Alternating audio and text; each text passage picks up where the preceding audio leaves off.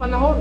Mga mangangaral na walang iniisip kundi kapakanan pansarili. Hindi yung kaligtasan ng kapwa. Ang iniisip yung kanilang pagkakakwartahan. Ayon. Paano mong makikilala sa gitna ng mga nagsasabing sila'y kay Kristo, sila'y sa Diyos, manluloko, nagmimilagro? Paano mong makikilala yung mangangaral naman na sa Diyos? Ayan. Yan po ang ating ipagpapatuloy sa susunod nating pagtatanghal.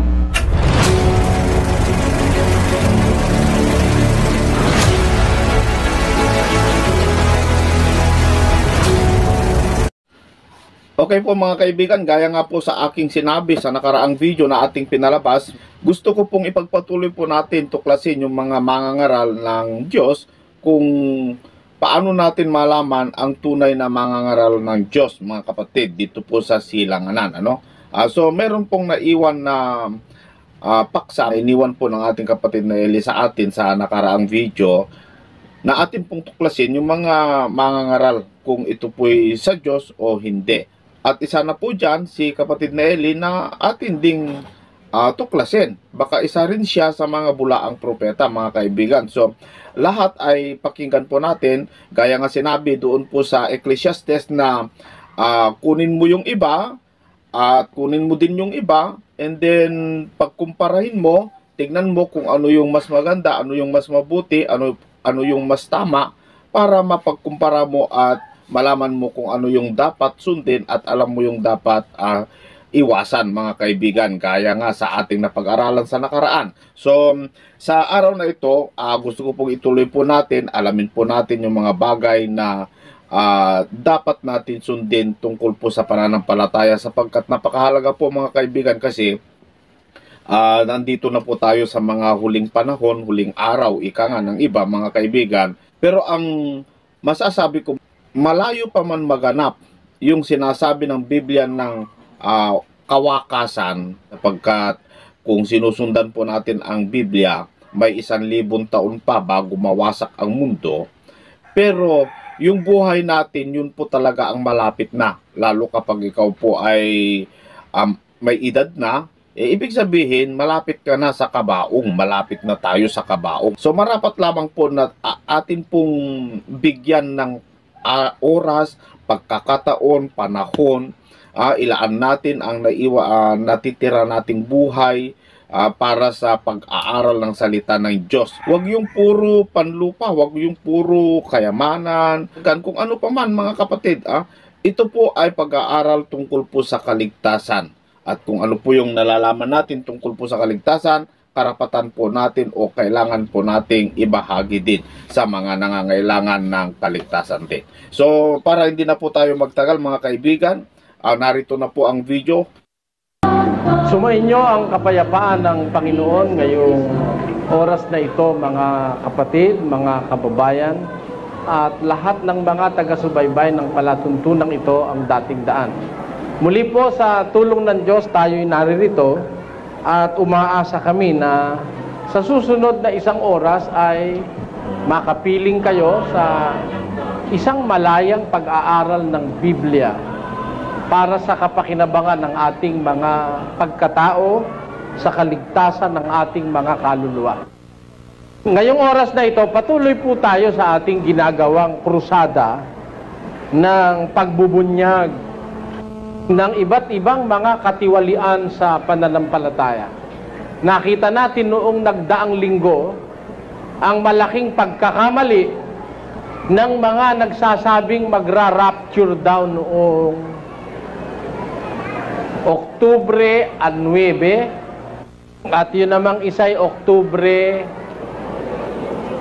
28. Yan naglumabas po sa pangyayari at sa pamamagitan ng Biblia na yung mga taong yung mga bulaan, mga sinungaling, mga mangangaral na panggagalingan ng pagkaligaw kung hindi tayo ganap na mabibigyan ng karapatang o karapat-dapat na impormasyon sa mga salita ng Diyos sa Biblia.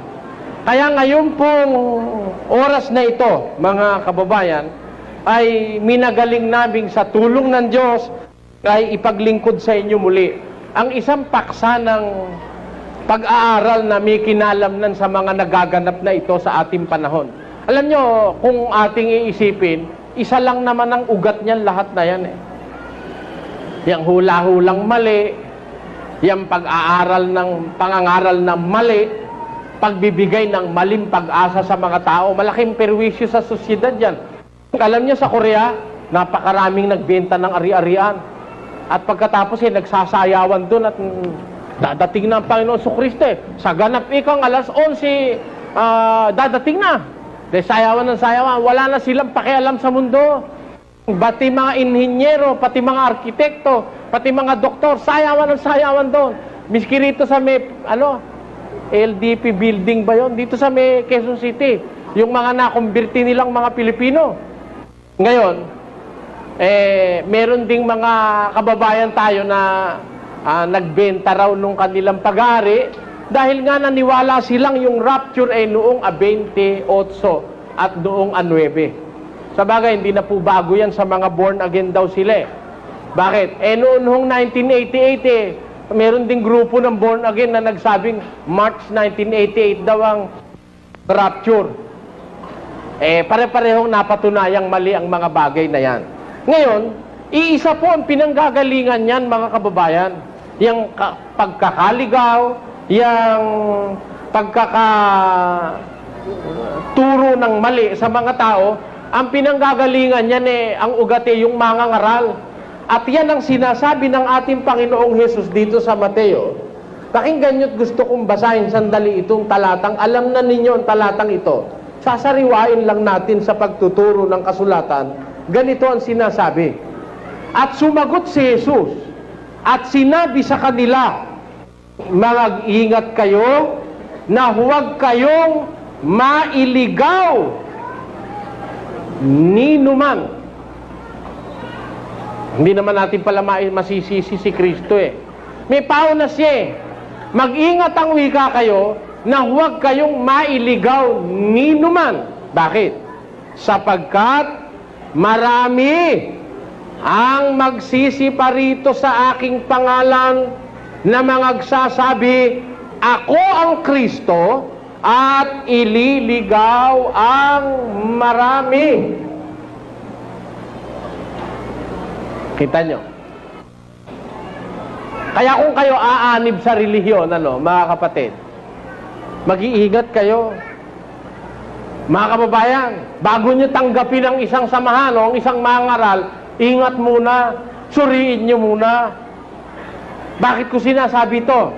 Kasi may babala si Kristo, mag-ingat kayo na huwag kayong mailigaw ni numan, sapagkat marami ang magsisiparito sa aking pangalan. At ito'y totoo. Bagaman maraming mga propeta sinasabi ang mga tao na popular daw silang mga propeta, kagaya ni Baha'u'llah nung Baha'i Faith, kagaya ni Zoroaster ng relihiyong Zoroastrianism, kagaya ng iba't ibang mga kinilalang tao sa relihiyon. Ang totoo yung sinabi ni Kristo. Sa mga huling panahon, marami ang magsisiparito. Sa pangalan ni Zoroaster? Hindi. Sa pangalan ni Buddha? Hindi. Maraming magsisiparito sa aking pangalan, ang sabi ni Kristo. Kaya hindi ba ang katuparan ngayon yung nagkalat na yung mga born again daw sila? Mga matik-matik? Di ba? Ang lahat na yan, ang daladala, hindi pangalan ni Buddha, kundi pangalan ni Kristo. Katuparan nung sinabi ni Kristo, marami ang magsisiparito sa aking pangalan at magsasabi na ako ang Kristo at ililigaw ang marami. Kaya sa panahong ito, mas marami ang ligaw kaysa sa totoo. Mas marami ang naililigaw kaysa sa naitutunsun sa tamang landas ng katwiran. Yan ang senaryo sa ating panahon. Ba't hindi mo sasabihin marami naililigaw? Biro mo. May daladalang panyo. Mahalaga yung kayang panyo. Yung isa naman, walang panyo. Yun, saan mo pinagkuha yun? Asa sa Biblia yun? Wala yun eh. Kaya sabi ko, ligaw na ligaw, sasayawan eh. Oh? Sasayawan. Samantalang sa Biblia, doon sa panahong Kristiyano, wala namang mababasang yung mga Kristiyano yung nagsayawat ng rock and roll pa eh. Wala nun eh. O, wala nun. Saan kayo makakakita sa Biblia? Mga Kristiyano nag-rock and roll. Ha? At may combo. Ha? Pagkatapos ay kalahating oras, puro awit at yung salita ng Diyos ay 15 minutos na lang kung pag-aralan.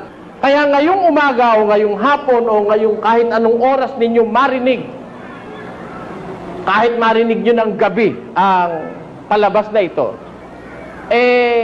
aalamin po natin sa Biblia, mga kababayan, paano natin makikilala yung talagang mangangaral ng Diyos?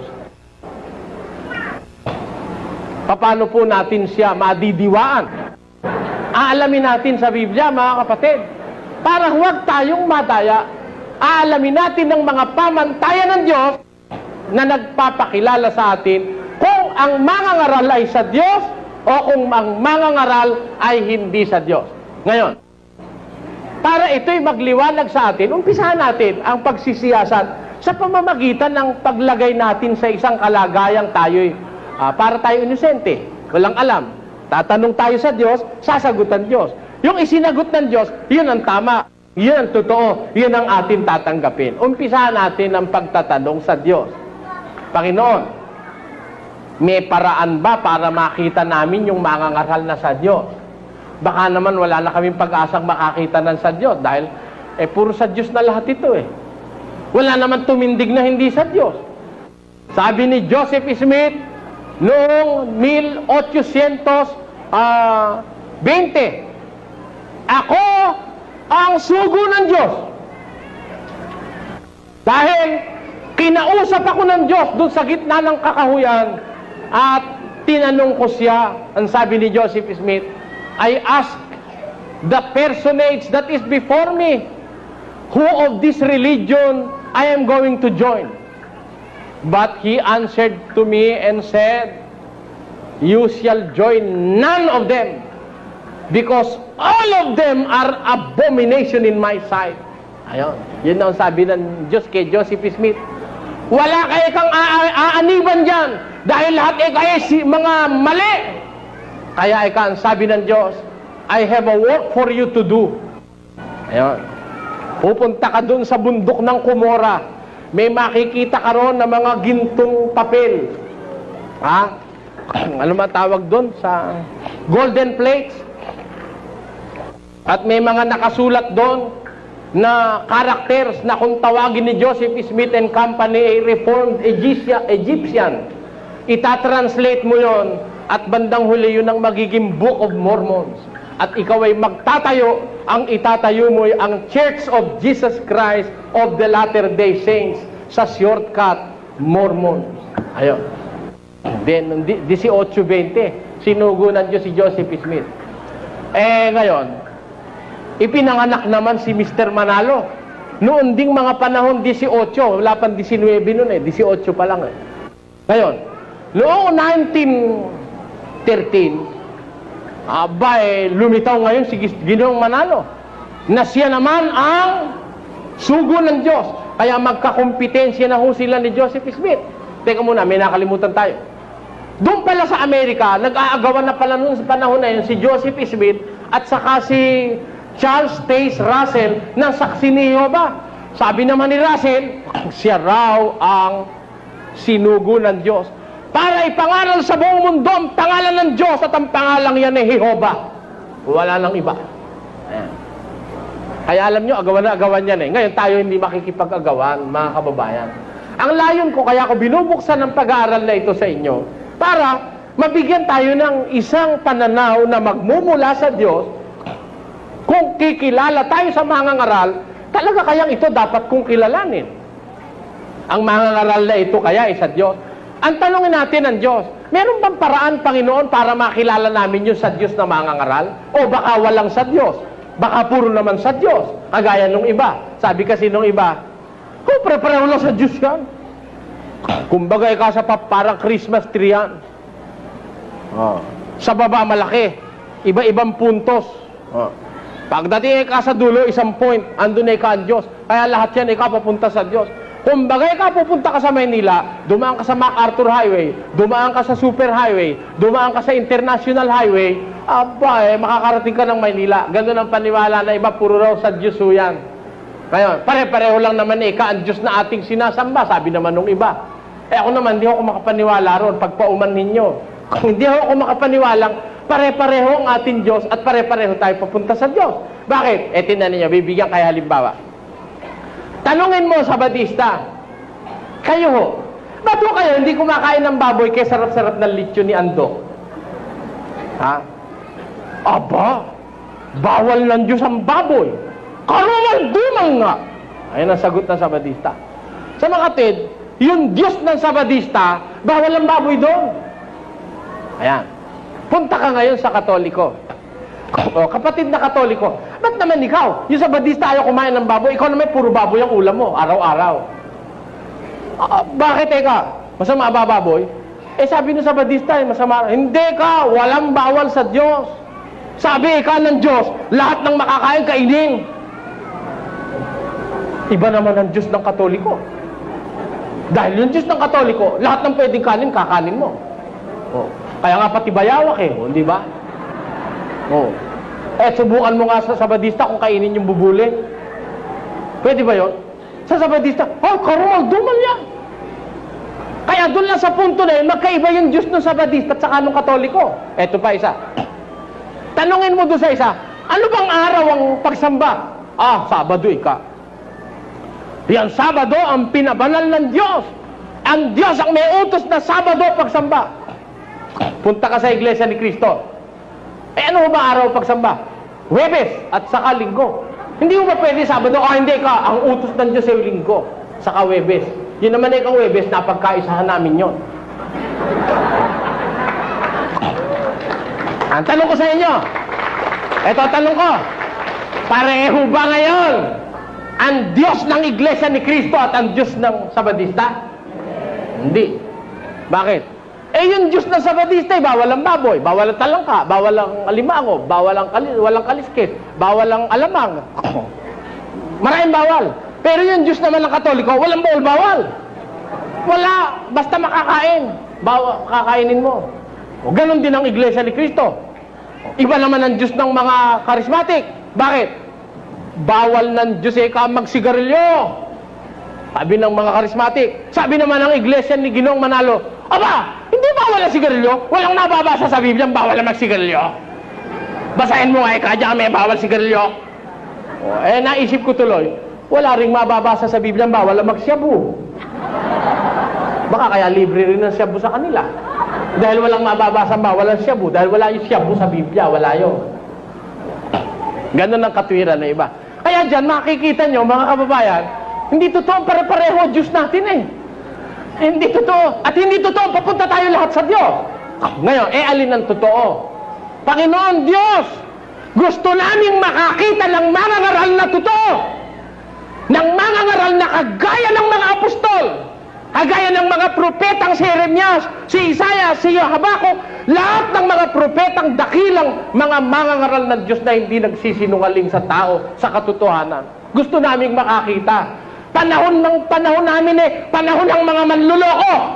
Ito pong panahon natin panahon ng mga panggagancho, panahon ng mga pagliligaw ayon sa Biblia. Panahong mapanganib, may pag-asa pa ho ba kami makakita ng mga ngaral na sa Diyos? Ano ang sagot ng Diyos? Pakinggan nyo sa isang talata ng unang Juan, sa Kapitulo 4, versikulo 1, ganito ang ating mababasa. Mga minamahal, huwag kayong magsipaniwala sa bawat espiritu. Sino po ang nagsasabi ng talatang ito? Ang nagsasabi ang alagad na si San Juan. Ang kausap ang mga kapatid sa loob ng katotohanan. Ang sabi ni San Juan, mga minamahal, huwag kayong magsipaniwala sa bawat espiritu, kundi inyong subukin ang mga espiritu kung sila'y sa Diyos. Sapagkat maraming nagsilitaw na mga bulaang propeta sa sanlibutan. Ang tanong natin, Diyos, may pag-asa pa po ba kaming makakita ng tama, ng totoong mangangaral, hindi plastic, hindi manluloko? Ang sagot, mga minamahal. Sabi niya, huwag kayong magsisipaniwala sa bawat espiritu. Masama yung paniwalain. Masama yun.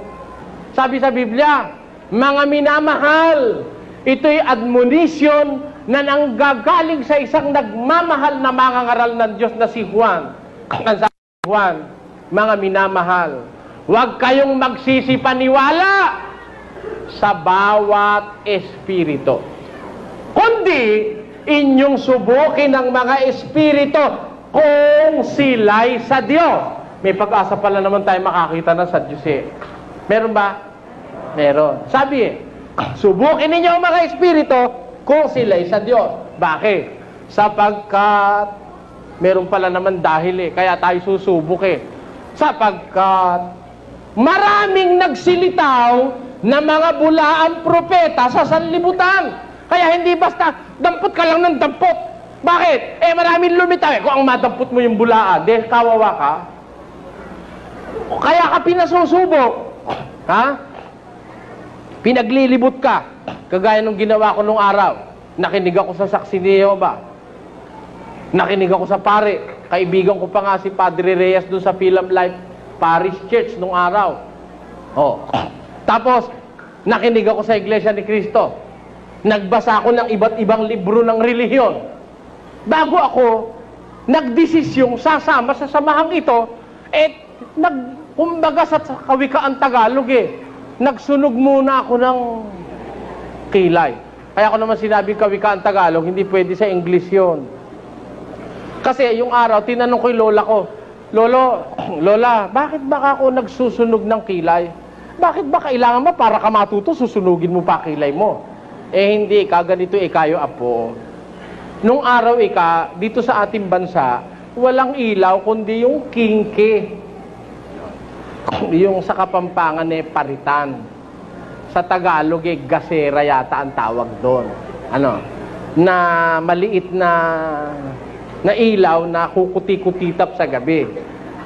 Pag ikaw nag-aaral nung kailangan idikit mo yung binabasa mo doon sa ilaw at pati ikaw didikit. Kaya kung minsan sa kadidikit mo, hindi mo napapansin sa kababasa mo, sunog na pala yung kilay mo. Ayon. Ganun pala kahulugan nung nagsusunog ng kilay. Ngayon, bakit kailangang magsunog ka ng kilay sa pag-aaral sa relihiyon? Kung yung nag-aaral ng abugasya, nagsusunog ng kilay, kung minsan pagka mahaba ang balbas at bigoti, pati bigoti at balbas nasusunog, para lang matuto ng pagkaabugasya, lalo naman sa relihiyon. Lahat ng pwedeng sunugin, sunugin natin para lang tayo matuto ng relihiyon. Bakit?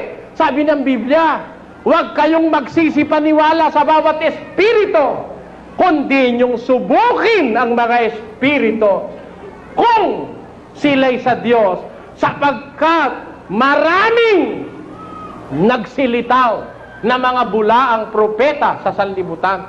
Maraming mga sinungaling ngayon. Bakit hindi sinungaling? O, tinan ninyo kung di sinungaling. Biro mo, Trinitarian ka. Yung isa naman oneness. Pinababayaan mo sumamba yung oneness dun sa Trinitarian, at yun naman Trinitarian, pinababayaan sumamba yung membro niya sa oneness. Di kumbaga sa babae, nagpapalitan kayo niya ng asawa at nagkaapiran kayo niyan. Bakit? Sabi, kung talagang yun mali, hindi ka dapat makisama ron. Tama? Kung yun hindi tama, hindi ka dapat magkaroon ng bahagi ron. Pakinggan nyo. Sa isang talata ng 2 Korinto. Kaya kayo nakakahalata pinamimigay kayo ng pastor nyo. Pwede rin kayo makinig doon. Kaya lang, yung abuloy nyo, yun lang ang huwag niya ipamimigay. Dito nyo ikaibibigay sa Mother Church. Halatang halata, ang motibo sa lapi Pakinggan nyo. Sabi ni San Pablo sa 2 Korinto 6:14. Huwag kayong makipamatok ng kabilan sa mga hindi nagsisisampalataya. Bawal o hindi? Ulitin ko. Huwag kayong makipamatok ng kabilan sa mga di nagsisisampalataya. Sapagkat Anong pakikisama mayroon ang katwiran at kalikuan? O anong pakikisama mayroon ang kaliwanagan sa kadiliman? O anong pakikipagkasundo mayroon si Kristo kay Belial? O anong bahagi mayroon ng sumasampalataya sa mga di sumasampalataya? Kita nyo, bawal ng Diyos yun. Na yung mali, sasamahan mo. Etong mga pastor ngayon, pwede kayong mag-apiran. Pwedeng sumambaron. Yung sinasabi nilang ecumenism. Na pwede kang dumalo ron. Mali ang pananampalataya nun, sabi ng pastor mo.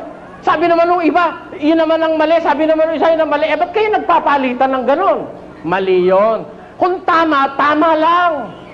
Bakit ganon? Kasi hindi naman mahal yung miyembro nila. Ang mahal lang sa miyembro nila ay pera. Kaya ang sabi, pwede kayong dumalo sa other Christian groups. Pero mga kapatid, yung abulo nyo, love opening, dito sa atin yung ibibigay. Hindi halatang halata. Kita nyo, natatawa yung mga charismatic na dating charismatic. Alam na alam nila. Si kapatid na Navarro, close up mo nga, charismatic yan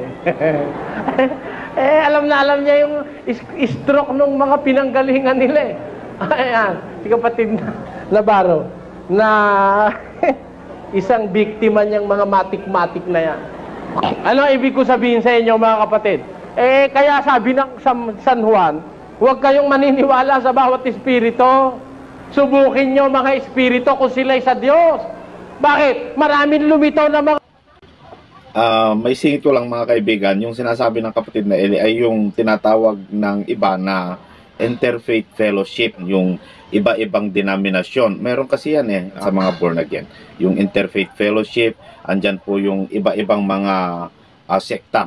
So, totoo po yun mga kapatid, no? Tama po yung sinasabi ng kapatid na Eli. Mga bulaang propeta sa sanlibutan. Maraming manluloko ngayon. Maraming bulaan, maraming sinungaling. Ililigaw ang konti. Ilan na ililigaw? Ililigaw ang marami. Kaya yung marami ngayon, tiyak na tiyak ko mga kapatid. O sige, gusto nyo, tawagin nyo lahat ng pastor na yun Patutunayan ko, ang ligaw mas marami kaysa sa hindi. Kaya para wag maligaw ang marami, eto naman ngayon ang palatuntunang ang dating daan. Sa aming krusada, na ipahayag sa tao, maging well-informed ang tao tungkol sa pasikot-sikot ng mga pananampalataya sa ating panahon sa pamamagitan ng kasulatan. Kaya alamin natin, meron ba tayong pagkakataong makakita ng totoo? Sabi ng Diyos, subukin nyo lahat ng bagay. Sabi niya, huwag kayong magsisipaniwala sa bawat espiritu. Subukin ninyong mga espiritu kung sila'y sa Diyos. O meron sa Diyos. Meron sa Diyos. Kaya lang, yung mga sa Diyos na yon, nasa gitna ng maraming mga bulaang propeta. Mas marami yung bulaan. Mas marami manluloko. Mas marami yung manliligaw. Mas marami yung manghuhot-hot. Mas marami ang mga plastic, mga mapagpaimbabaw na kagaya ng mga eskribas at pariseo nung araw. Mas marami yon. Kaya pag hindi ka mag-iingat, malamang-lamang ang mapuntahan mo, yun. Yung iglesia ng mga plastic na umiiyak na wala naman luha. Mga kapatid. Para nakakain ng kamyas na walang asin. Kaya asim-asim ng pagmumukha, wala namang luha. Yun ang naituro niyang mga pastor na yan na mga pag-aartista sa kanilang mga miyembro. Ako po'y pinagpala ng ating Panginoon. Hallelujah! Amen! Ano ang pagpapala sa akin? Dati akong sa bukiro, lasinggo, babairo. Ngayon mabait na ako. Mabait na raw siya. Halinga. Kaya ikatotoo itong amin. Dahil ako'y pinagaling ng Diyos. Ang tanong ko sa'yo, pinagaling ka ba o hindi ka gumaling? Kasi nasa Biblia, sabi ni Kristo dun sa babae, Thou art made whole. Pinagaling ka. Kumbaga, kung talagang kukunin mo essence ng salita, Thou art made whole. Kumbaga, binuo ka uli. Nag-undergo ka ng renovation. You are made whole. Ngayon gumaling yung hika. Pero, manluluko rin. Naalis yung sakit ng ulo. May buni naman. Nang sabihin ni Kristo dun sa babae, Babae, pinagaling ka ng iyong pananampalataya. Walang masama ron. Magaling na lahat yung buong pagkatao nun. Pati puso, pati isip, pati underarm alarm. Tanggal na lahat yan.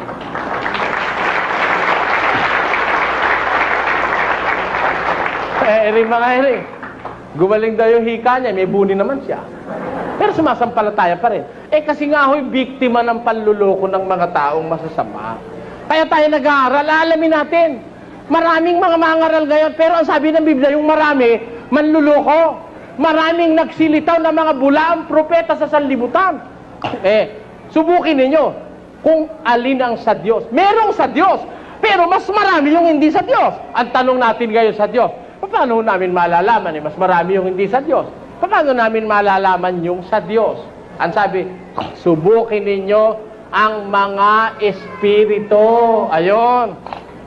Yung aral, yung espiritu, yung katwirang daladala, susubukin mo para malaman mo yun sa Diyos. Bakit? Sapagkat kung hindi mo susubukin, at ikaw tatango na lang ng tatango. Amen. Kaya bago kayo aamin, bago kayo papalakpak, iisipin nyo kung yung sinasang-ayunan ninyo ay nasa Biblia pa o pamumusong na sa Diyos. Sapagkat yung ministro ay nag-umpisa ng pamumusong. Umamen ka! Paano kayo pusong ayon sa Biblia? Pakinggan nyo. Sa isang talata ng Kawikaan, ganito ang sinasabi sa 29, mga kababayan, sa versikulo 12. Kung ang puno ay nakikinig sa kabulaanan, lahat niyang mga lingkod ay masasama. Kita mo, maiiwasan mo ba yon? Pagka ang puno nakikinig sa kabulaanan, ang puno naniniwala sa kasinungalingan, lahat niyang lingkod na susunod sa kanya, pawang masasama. Sino may sabi nun? Hindi ako. Hindi ko kayo hinahatulan. Kaya lang, pag napatunayan yung puno mo'y kasinungalingan ang sinasabi, umaamin ka, pareho na kayo ng puno mo. Nadadamay ka sa puno. Doon natutupad yung sinabi ni Kristo sa Mateo, Kapitulo 15, versikulo 14. Pakinggan nyo, mga kababayan. Pabayaan ninyo sila. Sila'y mga bulag na taga-akay. At kung ang bulag ay umakay sa bulag, ay kapwa sila mga huhulog sa hukay. Yun ang malagim na sasapitin ng tao. Biro mo, bulag yung pastor mo. Bulag ka rin. Kahit ano sabihin ni amen ka ng amen. Kaya sabi ni Kristo, pag bulag ang umaakay, bulag ang inaakay, kapwa sila mahulog sa hukay. Halika rito, kapatid. Kanan. Amen. Kapatid, diretso. Amen. Diretso, kapatid. Amen. Hukay na pala yun ganun ang ginagawa ngayon sa atin ng mga pastor Inuuto tayo Alam nyo, maraming nauuto ngayon, mga kababayan, lumalabas uto-uto. Bakit? Mga kapatid, taas ang kamay. Taas naman. Sumayo tayo. I got a Christian spirit down in... Sasayo ka naman. Upo, mga kapatid. Upo ka naman. Luhod, mga kapatid. Luluhod ka naman. Tumawa nga kayo? Tawa na naman. Kayo ba, mga masasaya ba kayo? Oo. May mga pera ba kayo? Oo. Pinagpala kami ng Panginoon. Pinagpala tayo. Tayong lahat mayayaman. Oo. Wala po basahin yung isa? Aba, hindi naman gano'n. Mag-isip kayo bago kayo. Kababayan ko, mga kababayan ko Pilipino, matagal na tayong ginawang object of ridicule niyang mga manlulokong mangaral. Matagal na tayong ginawang mga parang payaso na kung gusto tayong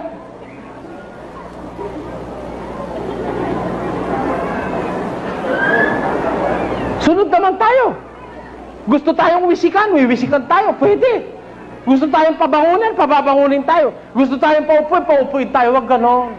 Huwag kayong basta-basta susunod na susunod. Aalamin muna natin kung nasa Biblia. Sapagkat kawa-awa tayo. Pagka bulag ang umaakay, bulag ang inaakay, kapwa mahulog sa hukay. Pag hiningi yung ikapo, bibigay ka naman. Humingi ng lapo o piling, bibigay ka naman. Humingi ng pambayad sa kuryente, bibigay ka naman.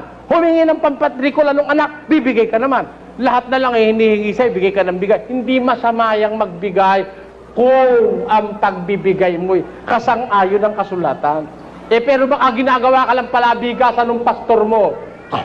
Wala naman kasi sa Biblia yung mid-year anniversary. Meron ba nun? Na mga kapatid, anibersaryo ng pagkatatag ng ating iglesia sa 27 ng Hulyo ay 20 taon na ang ating iglesia. Kaya meron tayong isang malaking pagtitipon at doon ay mag-aabuloy tayo sa ikaluluwalhati ng Diyos. Saka nakakita sa Biblia, pag may anniversary, may abulo yan. Meron ba nun? O sige, kahit isang sitas lang, pakita mo. Ako naman, pag may sitas, amen. Iyuko ang ulo ko pag may sitas. Pagka wala, inimbento lang ng pastor. Saan mo ka kung mababasa yung hinihingin yung abulo yan ng Webes sa Biblia? Sabi ko doon sa pastor na Iglesia ni Cristo, wala sa Biblia yun.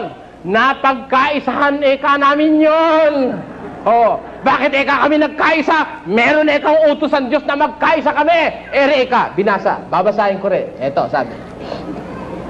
Yun daw abulo ng Webes, napagkaisahan daw nila, sabi ng pastor na Iglesia ni Cristo. Saan ko kumuha ng batayan? Binasa ito. Babasahin ko. Katotohanan ng muling sinasabi ko sa inyo, kung pagkasunduan ng dalawa sa inyo sa lupa, ang nauukol sa anumang bagay na kanilang hihingin ay gagawin sa kanila ng aking Ama na nasa langit. Ayan. Sabi ni Kristo, kung pagkasunduan ng dalawa sa lupa, ang tungkol sa anumang bagay na hihingin, gagawin ni ng Ama sa langit. Kaya kami nagkasundo na hihingi kami ng abuloy pag-Webes. O ano masama yan?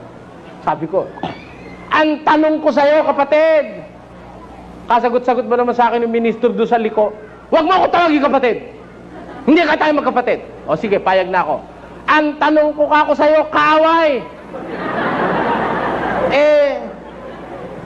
Yung sinabi ni Kristo na kung pagkasunduan ng dalawa o tatlo sa inyo sa lupa, ang tungkol sa anumang bagay na hihingin, gagawin ng Ama sa langit. Kanino hihingin?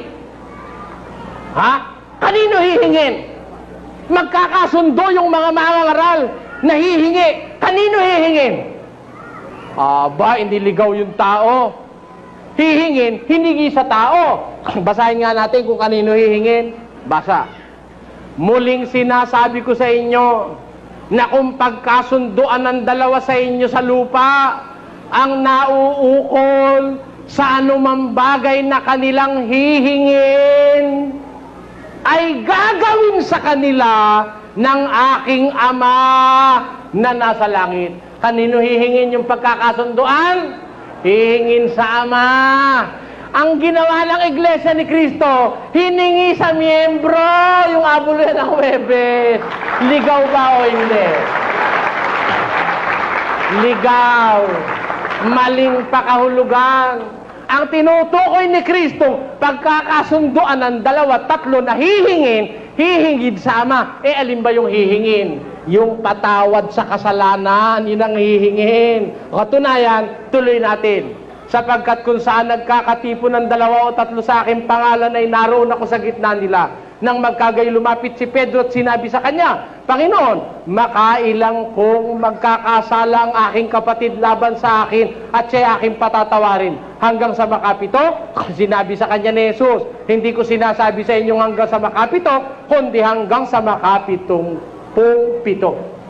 Ang tema ng pag-uusap dito, yung pagpapatawad sa kasalanan. Kaya kung pagkasunduan ng dalawa, tatlo, ang hihingin sa Ama, ang isa ron yung pagpapatawad sa kasalanan, sa Ama hihingin, ipagkakalobe ka ng Ama sa langit. Ang katunayan yan, pakinggan nyo, sa unang Juan, ganito ating mababasa. Sa Kapitulo 5 at versikulo 16, at kung makita ng sino man ang kanyang kapatid na nagkakasala ng kasalanang hindi ikamamatay, ay idalangin siya at bibigyan ng Diyos ng buhay na ukol sa nagkakasala ng hindi ikamamatay. May kasalanang ikamamatay, hindi tungkol dito ang sinasabi ko na idalangin niya. At kung ating nalalaman na tayo dinidinig niya sa anumang ating hingin, ay nalalaman natin na nasa atin ang mga kahilingan sa kanya ating hinihingi. Ayun. Ang tinutukoy na ihihingi mo sa Ama, yung patawad ng kasalanan ng kapatid, yung pabor sa kapatid. Nung pakahulugan na ng Iglesia ni Cristo, hihingin sa Ama, ang ginawa, hiningi sa miyembro. Abol yan ng Webes. O paano ngayon yun? Yan ang sinasabi ko. Yan ang sinabi ng Biblia. Mag-iingat kayo. Sa bawat espiritu, huwag kayo maniniwala. Subukin ninyong mga espiritu kung sila'y sa Diyos, sapagkat maraming nagsilito ng mga bulaang propeta sa sanlibutan. O edi meron pa lang sa Diyos. Paano mo malalaman yun sa Diyos? Malalaman mo ba yun sa bunganga ng mga ngaral? Kahit sino tumayo riyan, siya raw sa Diyos Tanungin natin ang Diyos. Panginoon namin Diyos, sabi mo maraming bulaan, pero meron ding sa Diyos. Paano namin makikilala yun sa Diyos? Pakinggan niyo. Sa isang talata ng ikalawang Korinto, kapitulo 10, versikulo 18, ganito ang pahayag ng apostol na si San Pablo. Sapagkat hindi subok ang nagtatagubilin sa kanyang sarili, kundi ang ipinagtatagubilin ng Panginoon. Ano ang sabi ng Biblia? Hindi subok yung nagtatagubilin sa kanyang sarili, kundi ang ipinagtatagubilin ng Panginoon. Hindi pwede kung sinabi niya, man of God, maniwala ka na agad. Hindi subok yon na ipinakikilala yung sarili niya. Hindi subok ng nagtatagubilin sa kanyang sarili. Sino yung subok? Yung ipinagtatagubilin ng Panginoon. Kaya, yung tagubilin ng Diyos, yung rekomendado ng Diyos, yon ang subok. Hindi yung inirirekomenda ng kanya sarili. Maniwala kayo sa akin, ako yung man of God. Maniwala kayo, ako yung sugo ng Diyos. Sabi ni Manalo, ako ang ibong mandalagit. Ako ang anghel sa sikatan ng araw. Ako. Agawan sila ng agawan doon. Ganun ba? Ang paniniwalaan natin, yung ipinagtatagubili ng Diyos. Ang tanong, Diyos, ano ba yung subok na ipinagtatagubilin mo? Paano ba makikilala yung subok na ikaw ang nagtatagubilin? Basa, ikalawang Timoteo 2:15, ganito ang sinasabi ng kasulatan. Pagsikapan mong humarap na subok sa Diyos, manggagawang walang anumang ikahihiya, na gumagamit na matuwid ng salita ng katotohanan. Ayun ang subok. Gumagamit na matuwid ng salita ng katotohanan. Kung gumamit ng Biblia, matuwid. Hindi paggamit na baluktot. Nakabasa ka. Ang nananalangin, itaas ang kamay. Anong ginawa mo? Iinagay mo yung kamay mo. Matuwid ba paggamit mo? Hindi. Ang nakalagay, iunat ang kamay. Ginawa mo naman, hindi mo inunat, nagwawagayway ka. May dala pang panyo. Saan nakita yon? Ang sabi sa Biblia, iunat ang kamay na banal. Ang ginawa mo naman, iwinagwagayway mo. Mali yun Ang sabi, pagsikapan mo humarap na subok sa Diyos, manggagawang walang anumang ikahihiya na gumagamit na matuwid ng salita ng katotohanan. Kaya yung paggamit, doon tayo magiging curious. Kaya aalamin natin sa Biblia, paano kung gamitin ito? Yung subok na mangangaral, kung gumamit matuwid, ginamit ito ni Joseph Smith, ginamit ito ni Ginoong Manalo, ginamit ni Charles Taze Russell ng Saksi ni Jehovah, ginamit ni Ellen G. White ang Biblia ng Sabadista, ginamit din ito ng mga paring Katoliko. Lahat ng mangangaral gumagamit nito. Aalamin natin, sino ang gumagamit nito ng matuwid na paraan ng paggamit. Alamin natin nga. Gusto nyo, umpisahan natin? Sa susunod po natin pagtatanghal, umpisahan natin ang Mormons. Ginamit kaya ni Joseph Smith ang Biblia, ang matuwid na paraan ng paggamit ng Biblia, ng kasalita ng katotohanan? Kasi yun ang subok sa Diyos eh. Kung ginagamit na matuwid ang salita ng katotohanan. Umpisahan natin sa Mormons. Ito po'y kahilingan ng ating mga regular listeners. Magabang kayo, magmumula sa susunod na Lunes, atin pong pag-aaralan ang mga kabalakyutan ng Church of Jesus Christ of the Latter-day Saints o Mormons na itinayo ni Joseph Smith. Pagkatapos, pagsusunod-sunurin natin yung iba't ibang mga ngaral na yan para tayo makasang-ayon sa Biblia na ang utos ng Biblia, subukin ang bawat espiritu kung sila'y sa Diyos. Wala tayong layong masama, ang layo natin sumunod sa Diyos na subukin ang mga espiritu kung sila'y sa Diyos. Aalamin natin sa pagtuturo ng kasulatan. So ayan po mga kaibigan, nag-iwan na naman po ng kapatid na Eli ng isang paksa upang atin pong ituloy-tuloy ang ating pag-aaral sa mga salita ng Diyos. So nakita po natin yung mga bagay na gawin natin upang makita natin kung ano po yung tamang pagkilala doon po sa isinugo o doon po sa mangangaral kung ito'y sa Diyos mga kaibigan. So ang susunod po natin alamin sino po yung tamang mangangaral na ginagamit ang Biblia sa tamang paraan. Kasi lahat naman ng mangangaral, hindi naman po lingid sa atin mga kaibigan na lahat po ay Biblia ang ginagamit. No? Lalong-lalo sa bansang Pilipinas mga kaibigan. Yung mga Buddha, sila lang naman ang iba. Yung mga Muslim, yung mga Sintuista, sila lang naman ang iba ang kanilang libro. No? Pero ang karamihan dito sa bansang Pilipinas ay talagang Biblia na galing po sa Israel o sa Diyos ng Israel. Pero ganun pa man, kahit iisa lamang po ang Biblia na ating ginagamit, iba-iba ang paggamit, iba-iba ang pagkaunawa. So ang titignan po natin din ay kung sino yung matuwid na talagang gumagamit ng tamang pangangaral sa banal na kasulatan. Yung hindi ba yung hindi magkahalo-halo. Kasi ang mga iba pag nakabasa lang ay ayan na, dahil nababasa daw sa Biblia, ayan na, utos na. Pero ang titingnan po natin ito, kanino iniutos, kailan iniutos, at ano ang ibig sabihin ng utos. Ganun po dapat ang pagkakilala. So yan po ang isusunod nating alamin dito po sa ating programang Expose the Truth. Naway wag po kayong magsawang sumubaybay sa ating programa. Tuloy-tuloy lamang po kayo mga kaibigan, sapagkat dito sa ating programa talagang sobrang napakarami na po ang naliliwanagan at nakasubaybay sa atin. Meron na po tayong mag-70 subscriber na po tayo mga kapatid. Ibig sabihin, ang mga tao ay talagang marami din na naghahanap ng tunay at totoong aral ng Diyos. So, salamat po sa inyong lahat. Hanggang sa muli po mga kaibigan. Kita-kita muli po tayo dito sa ating programang Expose the Truth.